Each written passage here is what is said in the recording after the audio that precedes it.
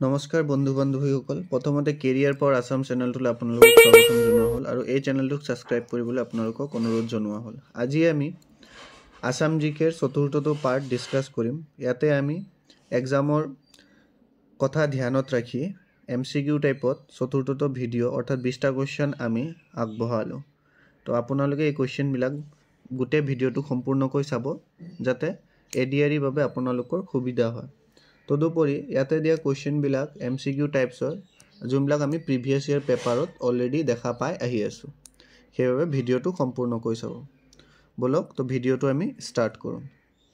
প্ৰথমতে আমাক কি দিছে? প্ৰথম কুৱেশ্যনটো হৈছে গড়গয়া ৰজা বুলি কাক জনা যায়? তো গড়গয়া ৰজা বুলি আমি কাক জনা যাওঁ? চুকাফাকটো আমাক গড়গয়া ৰজা বুলি নকয়। তো গড়গয়া ৰজা বুলি চুহুংমুঙকো নকয়। তো গড়গয়া ৰজা বুলি কাক কয়? চুক্লেংমুঙক কয়। কাক কয়? চুক্লেংমুং। চুক্লেংমুং কোন আছিল? চুক্লেংমুং আমাৰ চুহুংমুঙৰ পুতেক আছিল। তেওঁ গড়গয়া ৰজা বুলি কোৱা হয়। তো অপশ্যন চি ইজ কি হ'ব আমাৰ কাৰণে কাৰেক্ট এনচাৰ। ঠিক আছে, নেক্সট কুৱেশ্যনটোত চাওঁ। আৰু তেওঁ গড়গয়া ৰজা বুলি কোৱা হয় কাৰণ তেওঁৰ পত্নীৰ পৰামৰ্শত ৰাজধানী গড়গাঁৱত নিৰ্মাণ কৰাইছিল। আৰু তেওঁ মনত ৰাখিবা এটা কথা, তেওঁ 8 টকীয়া ৰূপৰ মুদ্ৰাও প্ৰৱৰ্তন কৰিছিল বা প্ৰচলন কৰিছিল। আচ্ছা, নেক্সট কুৱেশ্যনটো আমাক কি দিয়া আছে? খুৰা ৰজা বুলি কাক জনা যায়? তো খুৰা ৰজা বুলি কাক জনা যায়? খুৰা ৰজা বুলি আমাক জনা যায় চুকাম্ফাক। কাক জনা যায়? চুকাম্ফাক আমি খুৰা ৰজা বুলি জনা যায় কাৰণ তেওঁ কি হৈছিল, এবাৰ হাতীৰ পিঠিৰ পৰা পৰি ভৰি এটা খুৰা হৈছিল। সেইবাবে তেওঁ খুৰা ৰজা বুলি জনা যায়। ঠিক আছে, নেক্সট কুৱেশ্যনটোলৈ আমি চাওঁ এতিয়া। তো চুকাম্ফা কি বুলি জনা যায়? চুকাম্ফা কি বুলি জনা যায় দিছে? এটা দিছে আমাৰ খুৰা ৰজা, আৰু এটা কি দিছে আমাৰ গড়গয়া ৰজা, আৰু এটা কি দিছে আমাৰ ভগনীয়া ৰজা। তো ইয়াতে মনত ৰাখিবলগীয়া কথা যে আমি আগৰ কুৱেশ্যনটোত কি বুলি পঢ়ি আহিছোঁ? চুকাম্ফাক খুৰা ৰজা বুলিও জনা যায়, কিন্তু আৰু এটা আছে তেওঁক ভগনীয়া ৰজা বুলিও জনা যায়। ঠিক আছে, তো অপশ্যন A and C দুইটাই হ'ব। তেওঁক ভগনীয়া ৰজা বুলি কিয় জনা যায়? কাৰণ তেওঁ যেতিয়া ৰজা নৰনাৰায়ণ আছিল, তাৰ ভায়েক চিলাৰায় আছিল, কোচ ৰাজ্যৰ সেনাপতি আছিল। তেওঁ অসম আক্ৰমণ কৰিছিল আৰু কি কৰিছিল? চুকাম্ফাই সেই যুঁজত পৰাজয় কৰি ৰাজধানী এৰি পলাই গৈছিল। সেইকাৰণে তেওঁক ভগনীয়া ৰজা বুলিও কোৱা হয়। ঠিক আছে, পিছৰটো কুৱেশ্যন চাওঁ। নেক্সট কুৱেশ্যন কি দিছে? প্ৰতাপ সিংহৰ আহোম নাম কি আছিল? তো এই আহোম নামৰ যোনবিলাক আমাৰ কুৱেশ্যন সেইবিলাক আমি জনাটো অত্যন্ত জৰুৰী, কাৰণ লাষ্ট ইয়াৰ ADREত আমি দেখা পাই আহিছোঁ ৰজাসকলৰ আমাৰ আহোম নামৰ কুৱেশ্যনৰ পৰা আহিছে। তো আহোম নামবিলাক জনাটো আমাৰ কাৰণে অতি দৰকাৰী। তো নেক্সট কুৱেশ্যন আছে প্ৰতাপ সিংহৰ আহোম নাম কি আছিল? তো প্ৰতাপ সিংহৰ আহোম নাম কি আছিল? চুচেনফা। কি আছিল? চুচেনফা। আৰু তেওঁ চুকাম্ফাৰ পুত্ৰ আছিল। তেওঁ চুকাম্ফাৰ পুত্ৰ আছিল। ঠিক আছে, নেক্সট কুৱেশ্যনটো চাওঁ। প্ৰতাপ সিংহক কি বুলি জনা যায়? ঠিক আছে, তো প্ৰত্যেক ৰজাকে কিবা নহয় কিবা এটা যেনেকুৱা আমাৰ নিক নেম থাকে, এই ৰজাসকলৰো নিক নেম এটা নহয় এটা কিবা আছিলে। তো প্ৰতাপ সিংহক কি বুলি জনা যায়? বুঢ়া ৰজা বুলি জনা যায়। কি বুলি জনা যায়? বুঢ়া ৰজা। কাৰণ তেওঁ কি হৈছিল? যথেষ্ট বয়সত ৰজা হৈছিল, মানে তেওঁ ইমান জল্দি ৰজা হোৱা নাছিল, তেওঁ যথেষ্ট বয়সত ৰজা আছিল। আৰু তেওঁ বহুত বুদ্ধিমানো আছিল কিন্তু আৰু শক্তিশালীও আছিল। তেওঁক সেইকাৰণে বুদ্ধিনাৰায়ণ বুলিও জনা গৈছিল।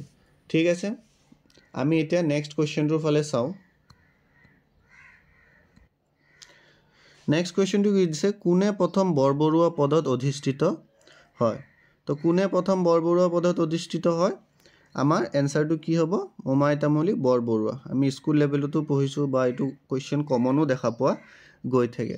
লাচিত বৰফুকন কি আছিল? তেওঁৰ ল'ৰা আছিল। লাচিত বৰফুকন মোমাই তামুলী বৰবৰুৱাৰ ল'ৰা আছিল। আৰু চিলাৰায়টো আমাৰ কি আছিল? কোচ ৰাজ্যৰহে সেনাপতি আছিল। তো আমাৰ answer option number C is correct. পিছৰ কুৱেশ্যনটো চাওঁ। কোনে প্ৰথম পাইক প্ৰথা আৰু পছা প্ৰথাৰ আৰম্ভ কৰিছিল? পাইক প্ৰথা আৰু পছা প্ৰথা। ঠিক আছে, কোনে প্ৰথম পাইক প্ৰথা আৰু পছা প্ৰথাৰ আৰম্ভ কৰিছিল? তো কোনে কৰিছিল এই প্ৰথাটো? মোমাই তামুলী বৰবৰুৱা। তেওঁ যেতিয়া প্ৰথম বৰবৰুৱা পদত অধিষ্ঠিত হয় তেতিয়া তেওঁ 3টা প্ৰথা লৈ আনিছিল: পাইক প্ৰথা, খেল প্ৰথা আৰু পছা প্ৰথা। ইয়াৰ মাজত যোনটো পছা প্ৰথা আছে এইটো আমাৰ পাহাৰীয়া জনজাতিক ৰক্ষণাবেক্ষণ দিবৰ বাবেহে প্ৰচলন কৰা হৈছিল। তো কেতিয়াবা কুৱেশ্যনত আহিব পাৰে যে পচা পথা কিহৰ লগত জড়িত তেতিয়া আমাৰ এনসাৰ কি হ'ব পাহাৰীয়া জনজাতিক ৰক্ষণাবেক্ষণ দিবৰ বাবে পচা পথা প্ৰচলন কৰা হৈছিল পৰৱৰ্তী কোৱেশ্চনটো চাও চুৰামফা কি বুলি জনা গৈছিল চুৰামফা কি বুলি জনা গৈছিল তো চুৰামফা কোন আছিল চুৰামফা আছিল আমাৰ প্ৰতাপ সিংহৰ ডাঙৰ পুত্ৰ তেওঁ কি বুলি জনা গৈছিল ভগনীয়া ৰজা বুলিও জনা গৈছিল আগতে আমি আৰু এজনক পাইছো যে ভগনীয়া ৰজা বুলি জনা গৈছিল তেওঁৰ নাম কি আছিল তেওঁৰ নাম আমাৰ আছিল আমাৰ শুক্লেংমুং কি আছিল শুক্লেংমুং কিন্তু আমাৰ তেওঁৰ নাম আমাৰ আছিল খুৰা ৰজা বা সুখামফা আৰু এজনক আমাৰ ভগনীয়া ৰজা বুলি জনা গৈছিল তেওঁ আছিল চুৰামফা কিয় ভগনীয়া ৰজা বুলি জনা গৈছিল তেওঁৰ যিবিলাক কাৰ্যকৰ্ম আছিল তাতে মানে তেওঁলোকৰ মন্ত্ৰী সভাৰ মানুহসকল বিতুষ্ট হৈ গৈছিল মানে হেপি থকা নাছিল তো সেইভাবে তেওঁ খেদাই ৰাজপথৰ পৰা খেদাই দিছিল যাক সেইভাবে তেওঁ চুৰামফাক ভগনীয়া ৰজা বুলিও জনা যায় পিছৰ কোৱেশ্চনটো চাও সুতিনফা কি বুলি জনা যায় তো সুতিনফা কি বুলি জনা যায় সুতিনফাক আমাৰ জনা যায় নৰিয়া ৰজা কি বুলি জনা যায় নৰিয়া ৰজা কাৰণ তেওঁৰ কি হৈছিল তেওঁৰ স্বাস্থ্য ভালে থকা নাছিল তেওঁ যেতিয়া তেতিয়া কি হৈ থাকে তেওঁ কেৱল বেমাৰে হৈ থাকে ঠিক আছে সেইকাৰণে তেওঁ কি বুলি জনা যায় নৰিয়া ৰজা বুলিও জনা যায় পিছৰ কোৱেশ্চনটো আমাক কি দিছে জয়ধ্বজ সিংহৰ আহোম নাম কি আছিল তো জয়ধ্বজ সিংহৰ আহোম নাম কি আছিল আমাৰ সুতামলা কি আছিল সুতামলা আৰু জয়ধ্বজ সিংহই কি কৰিছিল হিন্দু ৰীতিমতে সিঙুৰি উঠা ঘৰত উঠিছিল তেতিয়া তেওঁ সুতামলা নামৰ পৰা জয়ধ্বজ সিংহ নাম লৈছিল ওকে তেওঁ কিন্তু হিন্দু ধৰ্মৰ পৃষ্ঠপোষক আছিল আৰু তেওঁ বহুত সত্ৰ সৃষ্টি কৰিছিল যেন আউনীআটী সত্ৰ দক্ষিণপাট সত্ৰ ইত্যাদি ঠিক আছে পিছৰ কোৱেশ্চনটো কি দিছে আউনীআটী সত্ৰ কোনে স্থাপন কৰিছিল তো এই মাত্ৰ কৈ দিছো আউনীআটী সত্ৰ কোনে স্থাপন কৰিছিল জয়ধ্বজ সিংহ আৰু তেওঁ বহুতো সত্ৰ স্থাপন কৰিছিল যেনেকৈ কি আছিল কলো আউনীআটী সত্ৰ দক্ষিণপাট সত্ৰ গড়মূৰ সত্ৰ আৰু জখলাবন্ধাটো সত্ৰ স্থাপন কৰিছিল তো পিছৰ কোৱেশ্চনটো চাও এতিয়া আউনীআটী সত্ৰৰ প্ৰথম সত্ৰাধিকাৰ কোন আছিল তো আউনীআটী সত্ৰৰ প্ৰথম সত্ৰাধিকাৰ কোন আছিল অপচন কি দিছে নিতাই দেও নাৰায়ণ দেৱ নিৰঞ্জন বাপু নে ওপৰৰ এটাও নহয় তো প্ৰথম সত্ৰাধিকাৰ কোন আছিল আমাৰ অপচন সি কাৰেক্ট কোন আছিল আমাৰ নিৰঞ্জন বাপু প্ৰত্যেক সত্ৰৰে কি থাকে এটা এজন নহয় এজন সত্ৰাধিকাৰ থাকে ঠিক আছে পিছৰ কোৱেশ্চনটো কি দিছে ঔৰংগজেবে কেতিয়া মিৰ্জুমলাক অসম আক্ৰমণ কৰিবলৈ পঠিয়ায় ঔৰংগজেবে মিৰ্জুমলাক কিন্তু জয়ধ্বজ সিংহৰ দিনতে অসম আক্ৰমণ কৰিবলৈ পঠিয়ায় আৰু কিমান চনত পঠিয়ায় 1661 কিমান চনত 1661 আৰু যেতিয়া তেওঁ অসম আক্ৰমণ কৰিবলৈ পঠুৱায় তেতিয়া কিন্তু আহোম সৈন্যসকল পিছুৱাই আহিব লগা হয় মিৰ্জুমলাৰ হাতৰ পৰা ঠিক আছে আৰু জয়ধ্বজ সিংহ কি কৰে ৰাজধানী এৰি নামৰূপলৈ পলাই যায় পিছৰ কোৱেশ্চনটো চাও ঘিলাধাৰী ঘাটৰ চুক্তি কেতিয়া হৈছিল তো ঘিলাধাৰী ঘাটৰ চুক্তি কেতিয়া হৈছিল আমাৰ 1663 কেতিয়া হৈছিল 1663 আৰু এই চুক্তি কাৰ মাজত হৈছিল আহোম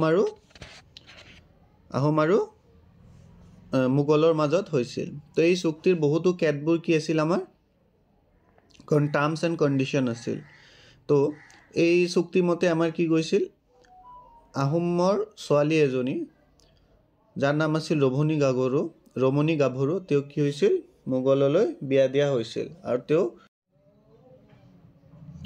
এই ৰমণী গাভৰুৰ মুগল নাম পিছত আমাৰ কি হৈছিল ৰমণী গাভৰুৰ মুগল নাম আমাৰ কি হৈছিল ৰেহমাত বানু বেগম কি হৈছিল নামটো ৰেহমাত বানু বেগম তো মনত ৰাখিবা এইটো নামটো কেতিয়াবা আমাৰ খুদি দিয়ে যে ৰমণী গাভৰুৰ বিয়াৰ পিছত কি নাম হৈছিল ৰেহমাত বানু বেগম পিছৰ কোৱেশ্চনটো চাও এতিয়া কি দিয়া আছে ঘিলাধাৰীঘাট চুক্তি কাৰ মাজত হৈছিল তো এই মাত্ৰ পঢ়ি আহিছো যে কাৰ মাজত হৈছিল আমাৰ ঘিলাধাৰী চুক্তি আহোম আৰু মুগলৰ মাজত হৈছিল কিমান চনত হৈছিল 1663 চনত হৈছিল ওকে যাৰ মতে কি হৈছিল আহোমৰ জীয়েক ৰমণী গাভৰুক মোগললৈ বিয়া দিয়া হৈছিল ঠিক আছে পিছৰ কোৱেশ্চনটো চাও পিছৰ কোৱেশ্চনটো দিছে আমাৰ চক্ৰধ্বজ সিংহৰ আহোম নাম কি আছিল তো চক্ৰধ্বজ সিংহৰ আহোম নাম কি আছিল আমাৰ জয়ধ্বজ চক্ৰধ্বজ সিংহৰ আহোম নাম আমাৰ কি আছিল সুপুংমুং কি আছিল সুপুংমুং পিছৰ কোৱেশ্চনটো আমি চাও কি দিয়া আছে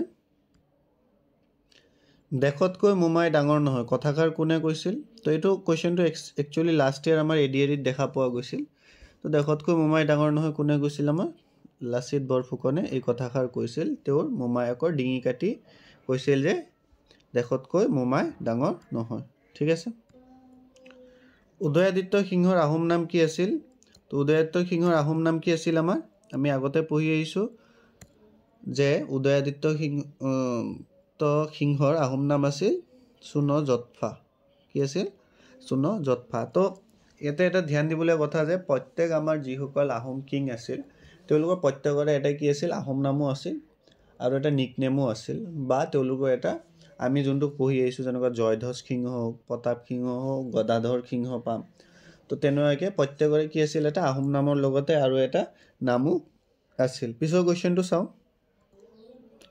কিমান চনত আহোম আৰু মোগলৰ মাজত শৰাইঘাটৰ যুদ্ধ হৈছিল তো কিমান চনত হৈছিল ভেৰি ভেৰি ইম্পৰ্টেন্ট কোৱেশ্চন 1671 যাৰ সেনাপতি কোন আছিল আমাৰ লাচিত বৰফুকন আহোমৰ সেনাপতি কোন আছিল তেতিয়া আমাৰ লাচিত বৰফুকন পিছৰ কোৱেশ্চনটো চাও লাচিত বৰফুকনৰ মৃত্যু কেতিয়া হৈছিল তো লাচিত বৰফুকনৰ আমাৰ মৃত্যু কেতিয়া হৈছিল 1672 কিমানত হৈছিল আমাৰ লাচিত বৰফুকনৰ মৃত্যু 1672 তেওঁ যুদ্ধৰ পিছত বেমাৰত পৰি থাকে যাৰ কেইদিনমান পিছতে তেওঁৰ মৃত্যু হয় 1672 এপ্ৰিল মাহত তো আজিলৈ ইমানতে থাকিল আসাম জিকেৰ কোৱেশ্চন 20টা তো হোপ আপোনালোকৰ ভাল পাইছে আৰু কোৱেশ্চন বিলাক একচুয়ালি ইম্পৰ্টেন্ট হয় এডিআৰি পাৰপজত তো চেনেলটোক সাবস্ক্ৰাইব কৰিব আৰু বেল আইকনটো দবাই ৰাখিব যাতে আগন্তুক ভিডিঅ'ৰ নটিফিকেশন বিলাক আপোনালোকে পাই থাকে ধন্যবাদ